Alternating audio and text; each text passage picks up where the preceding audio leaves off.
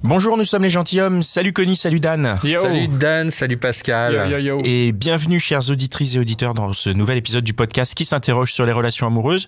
Je représente le concept pour ceux qui n'ont pas encore écouté nos 250 000 épisodes précédents. Pour les nouveaux venus, bienvenue. Tous les 15 jours, on a décidé de s'interroger avec mes copains Dan et Connie et comme on s'interroge sur les relations amoureuses, plutôt que de le faire entre nous, on a décidé d'inviter une femme à chaque épisode et de lui poser les questions que d'habitude on se pose dans notre coin. Aujourd'hui, ça va être l'occasion d'une discussion avec Anaïs. Salut Anaïs. Salut. Salut Anaïs. Et on va parler, le sujet, c'est que tu es la maîtresse d'un homme marié. Exactement. Voilà, donc c'est le sujet dont on va parler dans cet épisode. On vous remercie d'être là, on vous remercie de nous soutenir en nous partageant, pour ceux qui peuvent nous partager. Il y a d'autres moyens de nous soutenir, c'est le Tipeee. Dan, tu veux en parler ? Exactement, le Tipeee, voilà, c'est si vous voulez faire plus que nous partager et vous pouvez nous partager un peu d'argent. Donc voilà, une petite somme d'argent que vous nous partagez. Ça, non, mais voilà, nous, ça nous soutient, ça nous permet d'avancer dans le projet, de faire des déplacements, de payer les différents intervenants. Exactement, voilà, ça nous paye... Community manager, Cynthia, d'autres. Les illustrations. Des fois, on a souvent des illustrations sur Instagram. Elles sont payées grâce à vos types. Ça nous aide beaucoup. Ça nous paye la voix off, ça nous paye la régie. Donc voilà, on en a besoin. On a besoin de vous. Donc n'hésitez pas, soutenez-nous. Et en plus, grâce au Tipeee, vous avez accès au club. Ouais. Et le club des gentilshommes, c'est plutôt cool parce que vous avez tous les lundis soirs une émission exclusive qui s'appelle comment d'ailleurs? On refait le Mitch. On refait le Mitch. Voilà. Donc ça, n'hésitez pas. C'est assez cool. Ça vous permet d'avoir encore plus de contenu. Donc allez faire un tour sur le Tipeee des gentilshommes. Merci. Voilà,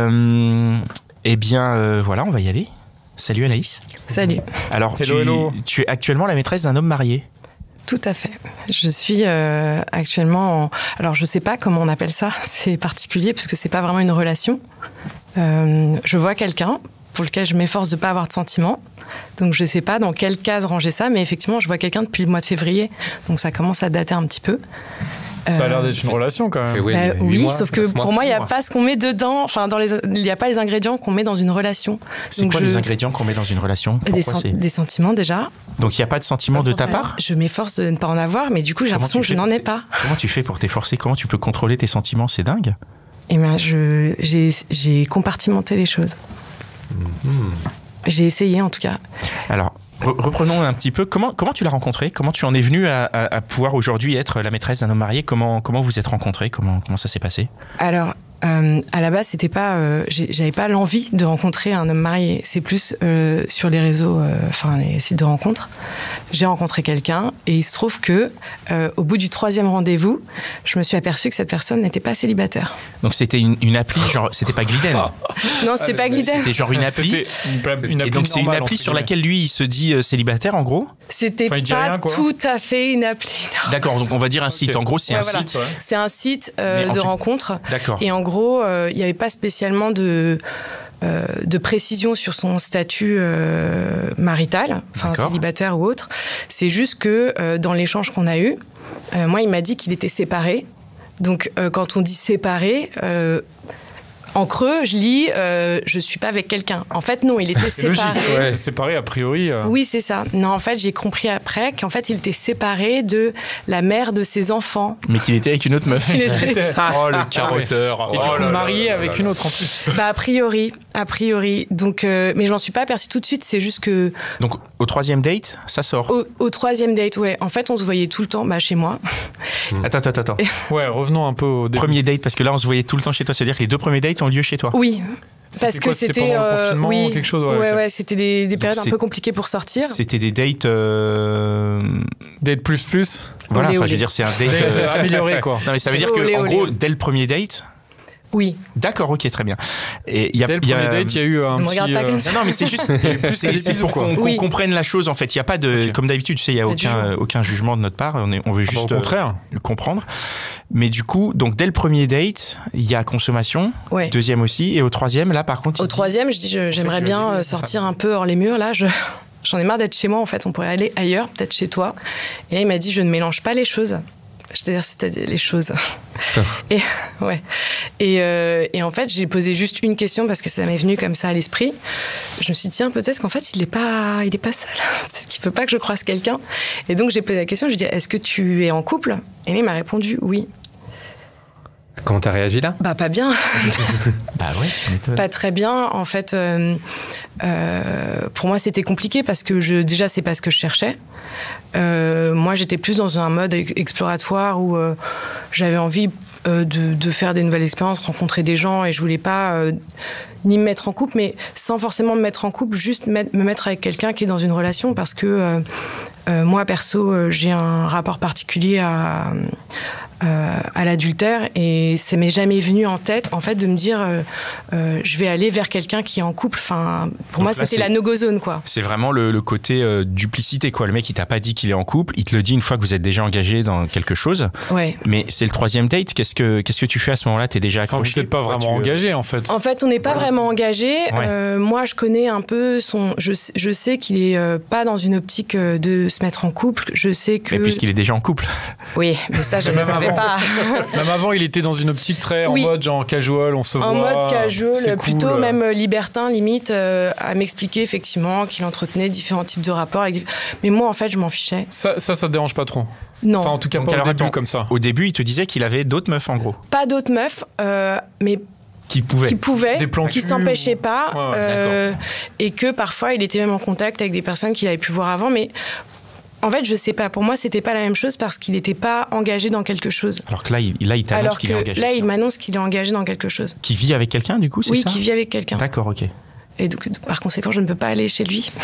C'est dommage. C'est dommage. Et du coup, là, qu'est-ce qui se passe ? Parce que ça rompt un peu le pacte tacite. Mais après, au bout du 3e date, il y a quand même pas de pacte. Je pète un plomb. Ah oui, là, Et comment raconte-nous comment tu fais pour rester avec ce mec alors que. Attends, raconte le pétage de plomb déjà. Tu casses les assiettes, tu fais quoi ? C'est que, à quel moment au 3e date il y a un pacte ? Enfin, pourquoi toi il y a un pacte parce que tu parles de pacte, Connie. Oui. Du 3e date, il y a pas de pacte. Non, pas du tout. Non, c'est pas ça dont je parle, mais c'est pas grave. Le truc qui nous intéresse, c'est le pétage de plomb, et après, comment tu vas rester avec un mec qui propose pas ce que tu veux. Au début, donc j'ai mal réagi. Je lui ai expliqué que je trouvais que c'était vraiment pas correct et que c'était quelque part un mensonge par omission. Et un peu plus parce que quand il me dit qu'il est séparé, il y a quand même 2-3 biais, quoi. Enfin, c'est pas très clair comme truc.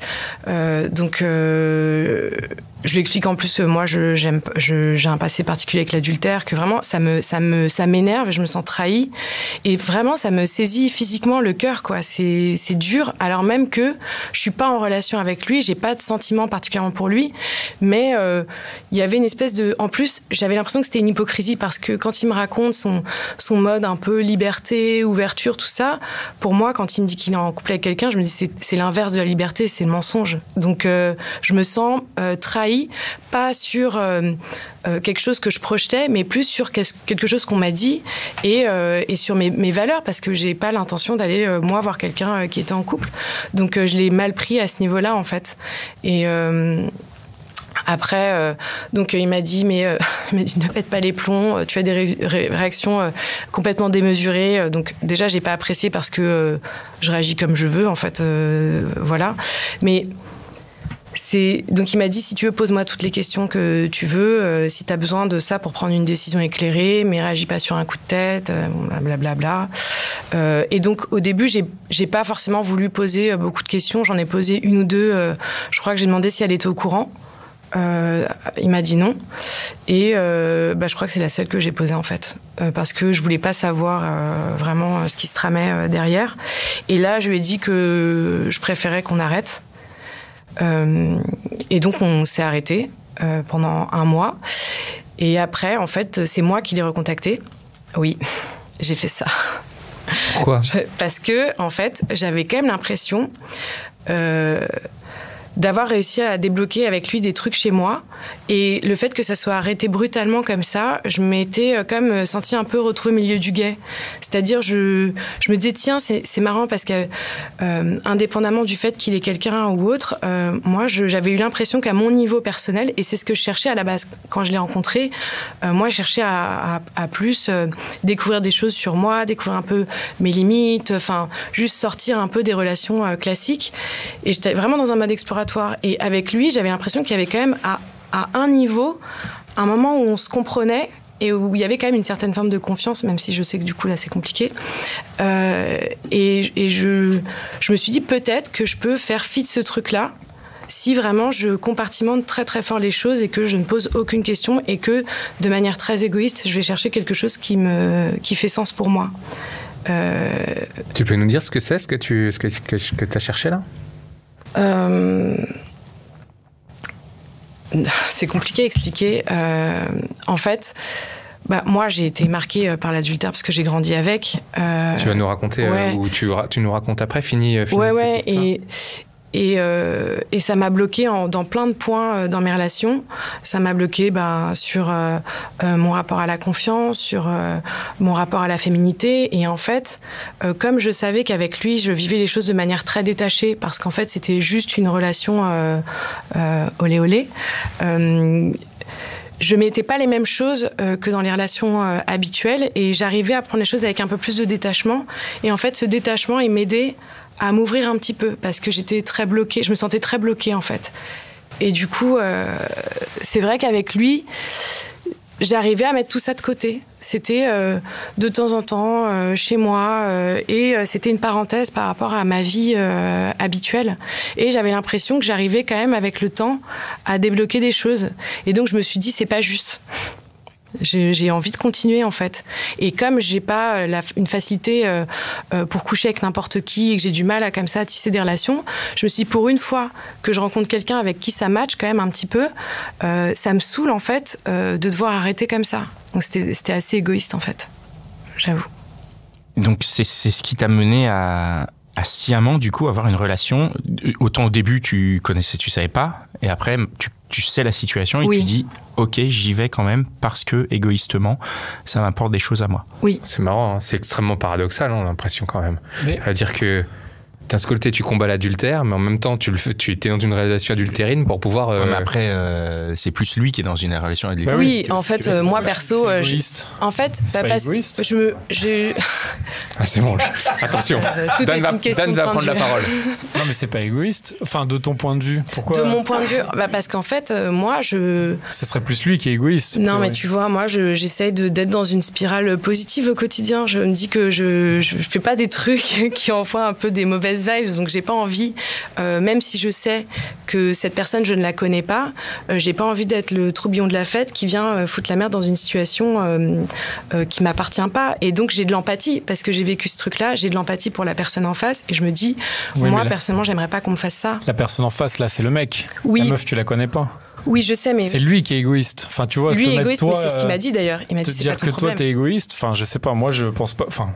Tu as de l'empathie pour sa femme, du coup, c'est... Ah oui. Ah ouais. Bah ouais. Alors c'est pour ça que j'ai pas posé de questions, parce que moi tu sais rien d'elle en fait. Voilà. Tu sais rien comme ça. Moi j'ai de détails. Moi je commence à me dire, mais attends, ça veut dire que c'est pas la femme c'est pas la mère de ses enfants. Ça veut dire que c'est une meuf qui s'occupe de ses gosses et qu'en plus je pars en. Ah, d'accord. Tu vois, je pars loin. Donc en fait ça c'est ma réaction première, c'est-à-dire quand il m'a dit ça, je suis tout de suite partie, la pauvre fille, mais si elle savait. Et donc j'étais mal quoi. J'étais mal pour elle. Et après je me suis dit, mais je fais tout le temps ça moi, de me préoccuper des autres, et moi j'ai l'impression de pas avancer, et en fait pour une fois j'ai l'opportunité d'avancer, et pourquoi j'arrêterais ? Comment ça, l'opportunité d'avancer ? Parce que tu avances personnellement, mais en quoi avancer dans cette relation ? C'est vraiment avancer, tu vois ce que je veux dire ? Est-ce que par exemple il t'a dit qu'il allait quitter sa pas meuf du tout pour toi ? Pas du tout, et vraiment donc, en fait, pardon ? J'aimerais pas qu'il quitte sa femme pour moi. Et en plus t'aimerais pas qu'il quitte sa femme pour toi, donc c'est-à-dire que là le rôle que tu as te convient et tu voudrais pas qu'il quitte sa femme pour toi ? Non. En fait, pour moi, cette relation, c'est un peu une relation alibi, c'est-à-dire que c'est quelque chose qui m'aide, moi, dans un chemin personnel. D'accord. À aller explorer mes limites, on va dire. Et c'est avec lui que ça se présente. Mais par exemple, si j'étais dans le cadre d'une vraie relation, je pourrais pas être avec quelqu'un comme ça, parce qu'il a pas des valeurs qui ont de l'importance pour moi. On a tous notre pyramide de Maslow. Moi, dans mes valeurs personnelles, et peut-être que c'est une utopie, mais la personne avec qui j'ai envie de construire quelque chose, déjà, elle est pas dans le mensonge. Donc pour moi, ça n'est pas possible. Mais du coup, cette relation, ça t'empêche pas d'avoir une vraie relation avec un vrai débouché derrière, ou des choses qui pourraient... Avec lui ? Non, avec quelqu'un d'autre. Justement, comme tu es dans cette relation avec lui, quel est ton rapport avec des autres relations ? Tu as d'autres relations ou En fait, oui, j'ai rencontré des gens, je m'empêche pas de rencontrer. Et d'ailleurs, en fait, je me rends compte du niveau d'ouverture de la personne que j'ai en face quand je suis en capacité de lui parler de cette relation ou pas, en fait. D'accord. Mais ce que je veux dire, c'est que tu t'empêches pas de rencontrer d'autres personnes, mais est-ce qu'avec ces autres personnes avec qui tu n'es pas, manifestement, non. Est-ce que justement cette relation que tu as avec ce type, ça ne t'empêche pas d'aller dans ces... Non, je crois pas. Parce que de toute façon, pour l'instant, j'ai pas envie de me mettre en relation, moi. D'accord, donc ça te convient très bien en fait. Pour l'instant, ça va. Ça te permet d'être en relation sans être en relation. Oui, c'est ça. T'as que les avantages, quoi. Mais oui et non. C'est-à-dire que au début, je me disais, très bien, j'avance comme ça. Sauf que là, ça fait depuis le mois de février.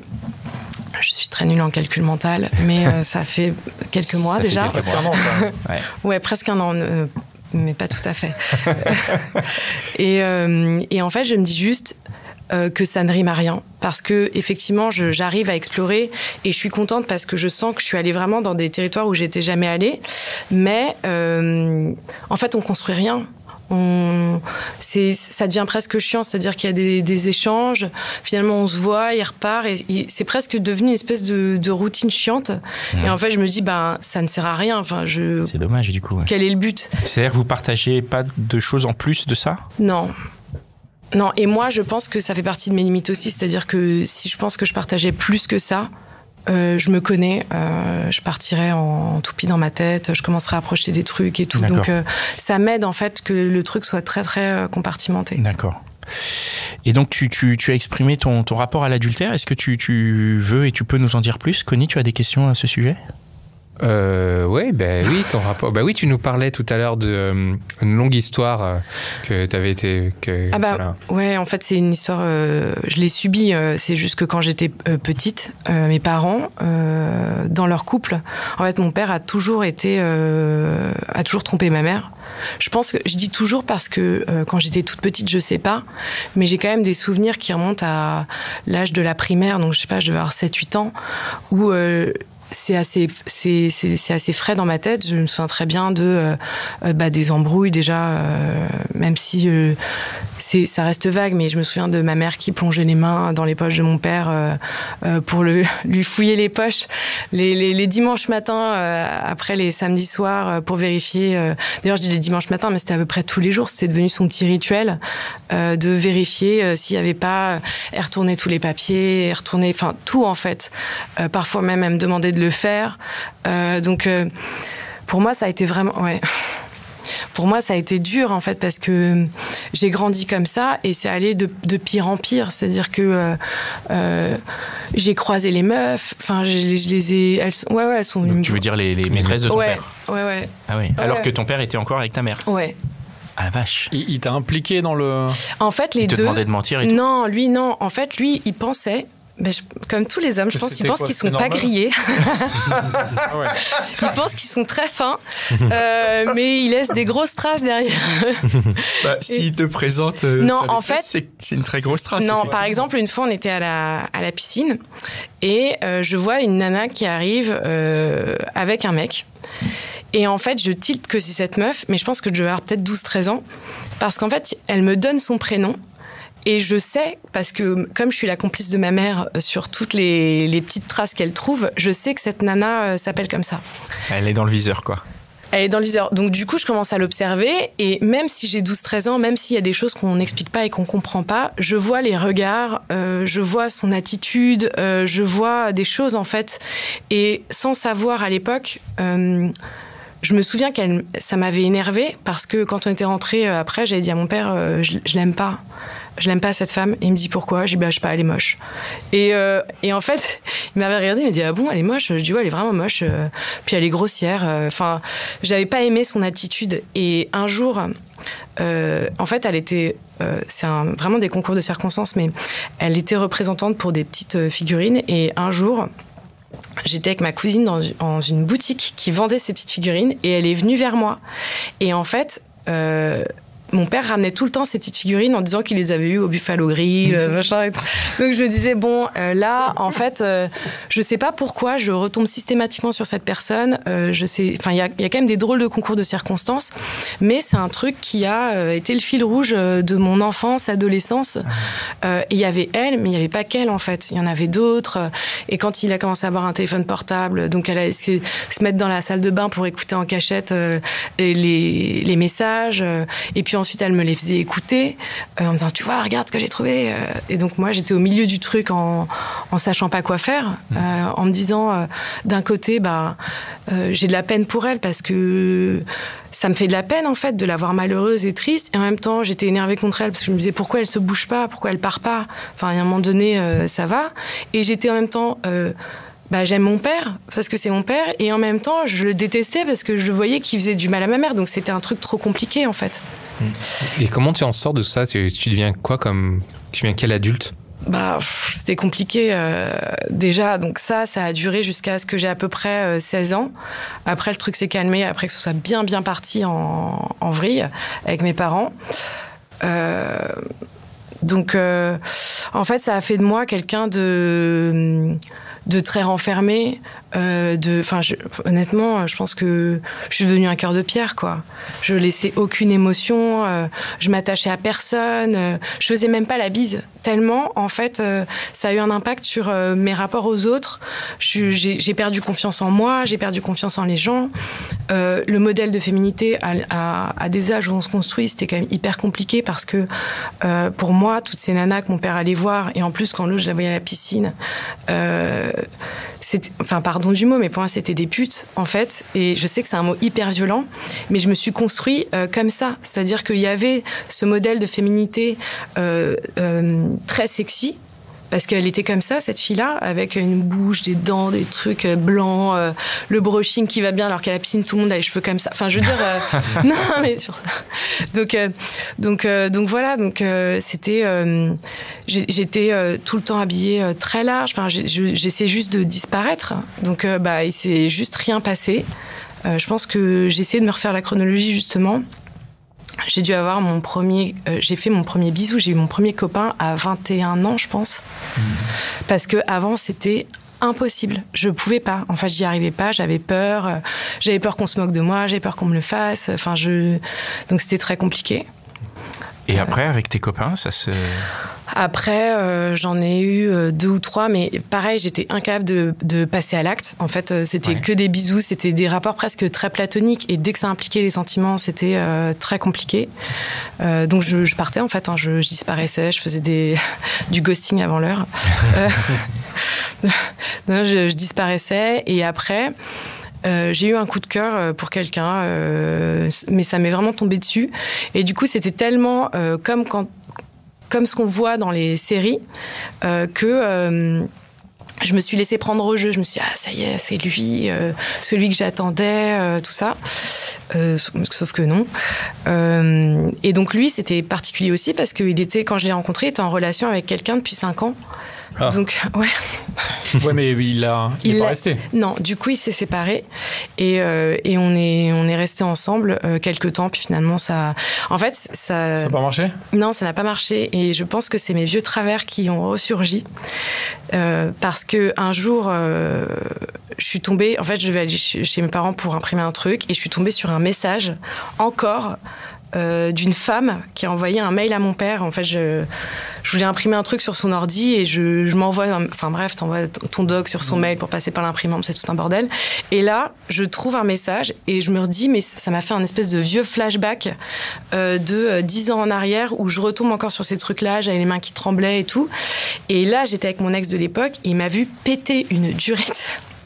Vraiment, il m'a dit, tu me fais peur. Et ce truc-là a vraiment été quelque chose qui a... casser la relation, parce que je pense qu'il a vu un truc chez moi que j'avais pas forcément laissé transparaître avant, il m'a dit, là tu m'as fait flipper, là on aurait dit une folle dingo. Donc et ça a amené vers la fin de cette histoire du coup. Ah. Ouais. Donc voilà, c'est sympa. Hein. Moi j'ai une question un peu polémique. Est-ce que tu penses que ça marche avec le mec là en ce moment? Parce que j'ai l'impression que ça marche quand même. Enfin, il y a une relation dans un sens. Ouais. Parce que justement, t'es la maîtresse. Je sais pas. En fait, je me disais juste que ce côté, c'est comme si c'était un truc qui planait au-dessus de ma tête depuis toujours, une espèce de truc hyper angoissant, de se faire tromper, des relations adultères et tout. Et je me suis dit à un moment, je vais aller voir, je vais être mon propre cobaye, je vais aller voir de l'autre côté du miroir comment ça se passe, pour comprendre en fait, pour essayer de dégonfler des idées que je m'étais faites au fil du temps, comprendre un peu ce qui se joue dans les relations de l'autre côté. Et en fait, c'est ça aussi que j'ai eu l'impression en fait de faire la quadrature du cercle, quoi. Je me suis dit là j'ai eu un peu tous les rôles sauf celle qui trompe. Donc t'as trompé tes mecs alors? Non. Ah, je croyais que t'avais. Non, je me suis dit dans cette relation. La personne qui trompe, c'est ça que tu veux dire? Oui, je suis du mauvais côté du truc, quoi. Du coup, tu le comprends d'une certaine manière? Oui, je comprends mieux. Lui, tu comprends ce qu'il fait? En fait, pendant des années déjà, je me disais. Il n'y a pas d'amour. En fait, je comprenais pas. Je me disais, une relation comme ça où on reste longtemps avec. Pourquoi il reste avec ma mère? Je me disais, qu'est-ce qui fait qu'il reste? Il peut pas y avoir d'amour. On fait pas ça aux gens qu'on aime, en fait. Et si, je pense que quelque part, il y a une forme d'amour, sans rentrer dans le détail de la vie de mes parents, mais je pense que, en l'occurrence, mon père est quelqu'un qui a été blessé, qui est dans une certaine forme d'insécurité. Et aujourd'hui, le fait de faire cette relation-là, moi, me permet de comprendre que peut-être si, finalement, il aime ma mère, parce que cette personne que je vois me dit qu'il aime sa femme. Au début, pour moi, ça n'avait aucun sens. Et en fait, plus le temps passe, plus j'ai l'impression de comprendre que finalement, il y a cet amour qui existe entre ces deux personnes. Et finalement, ce qui se joue dans les relations adultérines comme ça, c'est très personnel. C'est par rapport à la personne en elle-même. Et c'est... pour lui, c'est d'aller chercher de l'adhésion, de se rassurer, parce qu'il y a des blessures qui font que, à un moment donné, il a besoin de ça tout le temps, en fait. Ça veut pas dire que il aime pas ma mère ou que l'autre n'aime pas sa femme. Ça veut juste dire que lui-même a sans doute quelque chose à régler d'un point de vue personnel, et que tant qu'il l'aura pas fait, il aura besoin tout le temps d'aller chercher l'adhésion, de sentir qu'il plaît. Et du coup, est-ce qu'il ne faut pas qu'il aille le régler quelque part, sans doute. Un professionnel Mais peut-être, mais tout le monde n'est pas ouvert à l'idée d'aller voir des professionnels pour guérir ce genre de choses. Mais en tout cas, je vois deux choses différentes. D'accord. Je vois un travail personnel et des blessures personnelles que des gens guérissent à leur manière, et d'un autre côté, vraiment des sentiments qui sont possibles. Mais je pense qu'après, on a sans doute une approche un peu manichéenne des choses, c'est l'un ou l'autre. Oui. Mais ça t'a permis d'avoir un rapport plus serein par rapport à ton père, justement? Ouais, moi ça m'a permis. D'être moins en colère, parce que j'avais l'impression que t'étais très en colère avant. J'étais hyper en colère, et honnêtement, ça m'a permis, ce truc-là, effectivement, de démystifier un peu toutes ces idées que je m'étais faites pendant des années, de faire dégonfler un peu le truc, effectivement, de repartir plus sereine, et de voir aussi les choses d'une façon moins tranchée, quoi. Moins manichéenne, ouais. Moins manichéenne, ouais. C'est plus noir ou blanc, je me dis, il peut y avoir des nuances entre les deux. Mais pourquoi tu penses d'ailleurs qu'on est tous, enfin, pas tous, hein, mais beaucoup, qui a ce côté justement très manichéen finalement, genre quand tu trompes ça veut dire que t'aimes pas, de base c'est ce qu'on pense. Je pense que c'est une question, c'est culturel. Je pense qu'il y a beaucoup de raisons, c'est politique, c'est social, c'est religieux, après ça dépend de l'éducation que chacun a reçue, mais c'est quotidien. Tu regardes la télé, il y a toujours un couple, un machin, tout est comme ça en fait. Donc je pense qu'on a une façon de voir les choses qui est celle qu'on a reçue. Il y a notre foyer, et puis il y a tout ce qu'on voit tous les jours, qui fait que c'est mal de tromper quelqu'un. C'est comme ça, quoi. Tu pourrais te satisfaire là d'une vie de maîtresse? Non. Pourquoi? En fait, non, parce que c'est pas valorisant du tout. Moi, ce que je vis, c'est tu passes tout le temps après. T'as pas de, tu peux pas appeler quand tu veux. Tu t'envoies un message, c'est une bouteille d'eau à la mer. Soit ça répond dans les 10 minutes, soit ça répond dans les 3 jours, voire une semaine après. C'est pas très satisfaisant, quoi. Donc,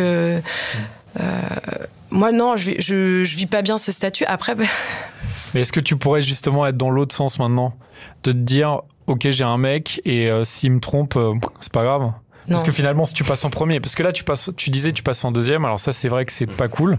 Mais si tu passes en premier, finalement, t'as les avantages et en même temps, tu te dis, bon, bah, il fait sa life. Est-ce que tu pourrais pas l'accepter? En fait, j'en sais rien. Naturellement, je pense qu'il y a toujours un truc, et je pense que moi aussi j'ai mes blessures personnelles qui font que j'aurais du mal à accepter que forcément je me sentirais potentiellement humiliée ou dévalorisée, ou me dire s'il va y avoir quelqu'un d'autre, c'est que potentiellement je suis pas assez bien. Je suis pas assez bien. Ou après c'est des conceptions différentes. On peut très bien envisager du polyamour ou ce genre de truc. Je sais pas. La situation s'est jamais présentée. Je sais pas. Mais en tout cas, si c'était le cas, je pourrais l'accepter si c'est partagé, pas si c'est caché en fait.